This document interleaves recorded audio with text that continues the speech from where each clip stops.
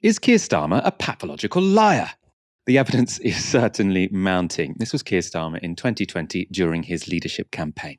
I'm not going to rank Jeremy Corbyn. Well, Clive Lewis gave him 6 out of 10. Come on, you've been around long enough to rank Jeremy Corbyn's leadership. You sat alongside him. What do you think he scores? I'm not going to rank Jeremy Corbyn. He's a colleague, he's a friend, and he's led us through some really difficult times in the Labour Party. And I don't want to trivialise that by giving him a number out of 10.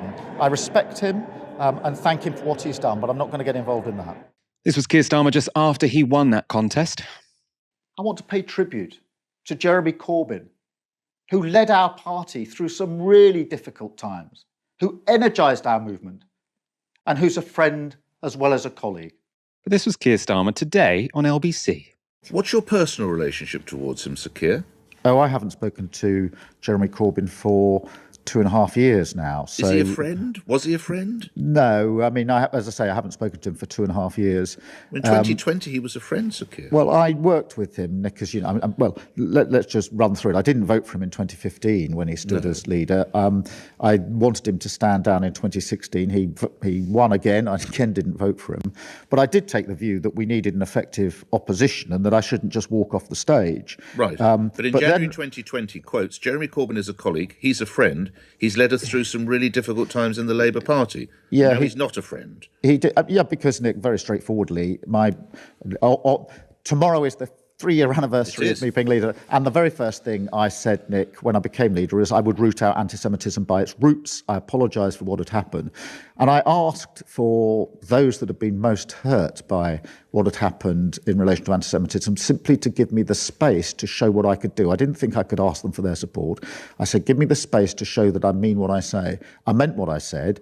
And that is why Jeremy Corbyn lost the whip when he responded as he did to the terrible report on anti-Semitism that we had, and why he now won't stand as a Labour candidate. And he was never a friend. No, not in the sense that we were, went to visit each other or anything like that. I worked with him as a colleague, but as I say, I haven't spoken to Jeremy now for 2.5 years.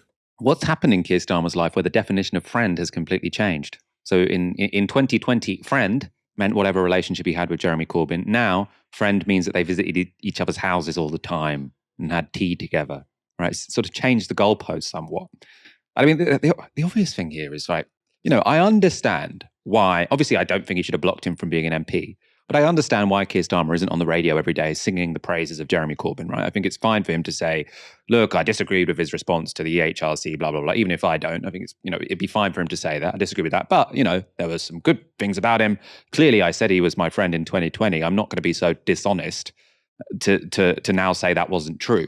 I'm not going to take you for fools. Who do you think I am? Obviously, if I'm on camera in 2020 and saying he's my friend, I'm not now going to deny he's my friend. But obviously, we've got massive disagreements. And, to the extent that we've fallen out, we haven't spoken in 3 years. That would be honest, right? That would be true. Just saying, even though you called him a friend twice on camera in 2020, and now he was never your friend. It's perfectly coherent to say he's not my friend anymore, but he was. You can't just completely turn back time and say, oh, no, he was never my friend. No. It's on camera. You called him your friend.